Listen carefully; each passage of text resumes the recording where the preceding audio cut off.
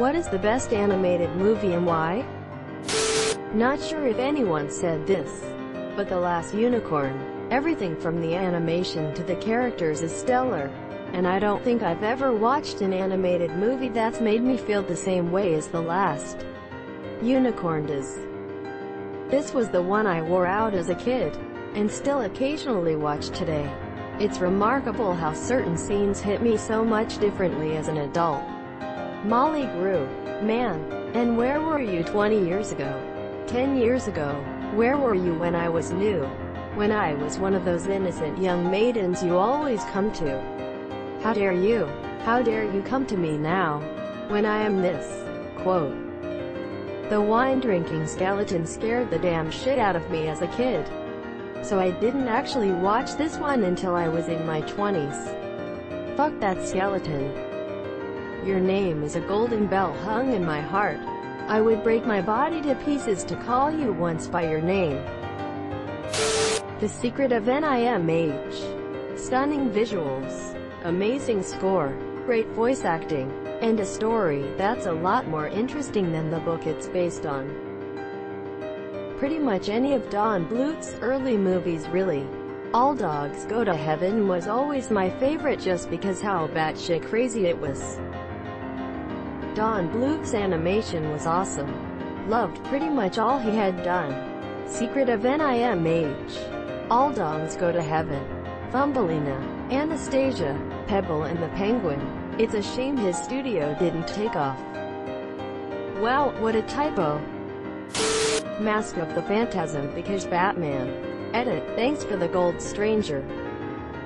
Was checking to make sure someone mentioned this. I'm going to go out on a limb and say Triplets of Belleville. If you haven't seen it, do yourself a favor and go watch it. My mom was obsessed with this movie when I was a kid, 5 or 6, and something about the art style and the lack of dialogue scared the absolute shit out of me. I can appreciate it now, but watching it still makes me a little uneasy. I totally get you. The animation itself is a bit unnerving. The way tendons and muscles of the cyclist show mostly come to mind. The way he breathes too. Basically the cyclist scares me a bit. Loving Vincent is the first, and to my knowledge only, full-length film where every frame is an oil painting. It's about a guy who goes to the town in southern France where Vincent van Gogh was living in. Tries to figure out how he died. Amazing movie all around. I'm pretty sure that counts as animation. Saw this in the theater and sat in my usual spot, about halfway from the screen. Once it started, I realized I was too far away and moved to the front row. Well, it's the only film I will ever recommend sitting right up close. The detail is just so beautiful. Same can be said for actual Van Gogh paintings. Pictures just don't do them justice. You have to see them up close and in person. The man was brilliant. Edit. It's so nice opening up Reddit and having so many notifications about art appreciation. I'd say the original Ghost in the Shell. Storytelling. Incredibly artistic hand-drawn scenes. Music that I can recall to this day. It was pretty groundbreaking artistically and ideologically for 1995. Definitely my favorite one. Artistic. Philosophical. Well-planned. Lots of obvious and hidden meaning in every frame and every sequence and smart storytelling. And a great story overall. The aesthetics and the world they created to give that intricate cyberpunk vibe was exceptional. Definitely The Road to El Dorado. Visually beautiful. Music by Elton John. Funny. I could re-watch that movie so many times. Tulio. Did you ever think it would come to this? Quote. The horse is a surprise. I think this and The Emperor's New Groove shaped my humor more than any other animated movies. The Emperor's New Groove is the shit. This was the first movie I owned on DVD. My brother and I can quote it to death. I feel it is so underrated and is not mentioned enough. Just you posting this put a smile on my face. Thanks. Disney's Robin Hood.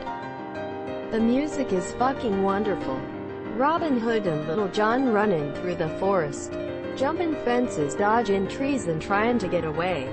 Love and not in Nottingham. Just so much feeling. Ooh-da-lally. People think I'm crazy, but Robin Hood is my favorite Disney movie.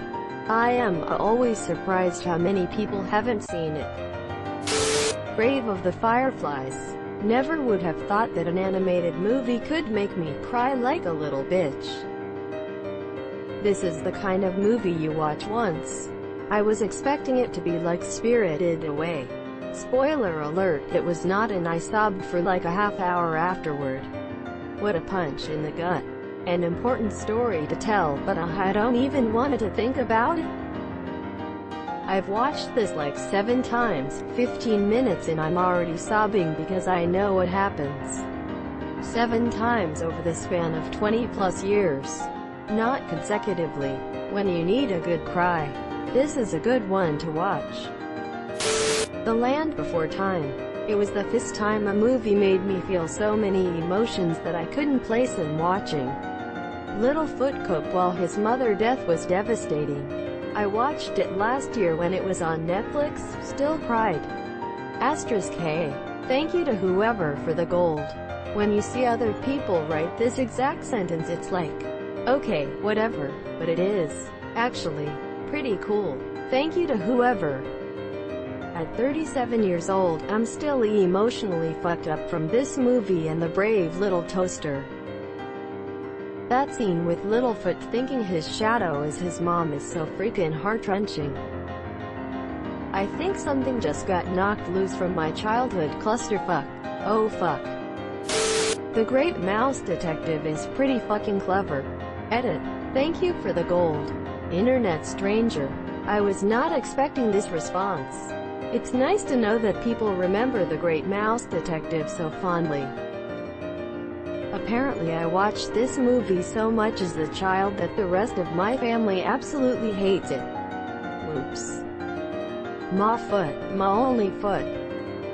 Oh Radagon. Anastasia, 1997. The music provides a nice touch.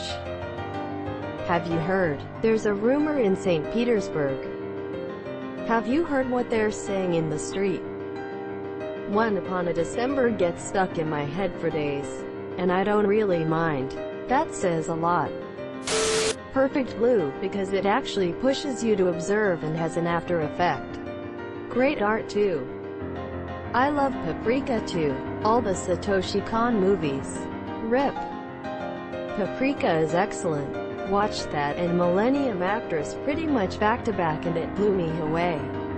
Highly recommend Paranoia Agent as it's great as a whole but has a couple of amazing standout episodes. Also Tokyo Godfather's absolutely brilliant film. Toy Story. I think Toy Story is so ingrained into society and is so respected as the first computer animated full-length movie that people forget how good the writing, voice acting, creativity, and story are on their own. Thank you. In my opinion, Toy Story 1, 2, 3 is on par with the greatest trilogies of all time. Toy Story 3 got the lowest score out of the other 2 movies, as it got 99% on Rotten Tomatoes. A silent voice from Kyoto Animations. The way they show what it means to have friends and how Dark Shoya touched me in a way no movie ever had. Isn't Kyoto Animations the studio that was burned down by an arson? Yes, and murdered employees. Just to clarify that, it was the arsonist who murdered the employees, not Kyoto Animation. Mary and Max. It's a bit depressing, but the ending is beautiful. I cried, so that says a lot. Fantasia, 1940. The most creative, most beautiful animation to ever be drawn by Walt Disney Animation Studios. All of it paired up with classical music. It's a feast for the eyes and ears. My grandparents had this on VHS when I was younger and I watched it every single time I visited, which was 2 or 3 times a month. It's a great movie. My all-time favorite animated movie is Laputa, Castle in the Sky by Studio Ghibli. The characters, the world building, the plot, the animation, and the score were all phenomenal. Since having kids, we steadily rotate through that one along with Nausicaa, Howl's Moving Castle, My Neighbor Totoro, and Spirited Away. All of them are amazing for those same reasons. I never get tired of them. Seen them hundreds of times each by now. The music and scenery are amazing. Also, my favorite aspect is how they all feature strong, capable female lead characters. Pixar barely ever does that. Also, try Kiki's Delivery Service. It's super cute and one of my favorites. And then maybe Princess Mononoke if there are like 8 or 9. No one mentions Princess Mononoke. That was a pretty big deal. Too heavy for young kids, I guess. Subscribe for more hot Reddit takes in your inbox, guaranteed.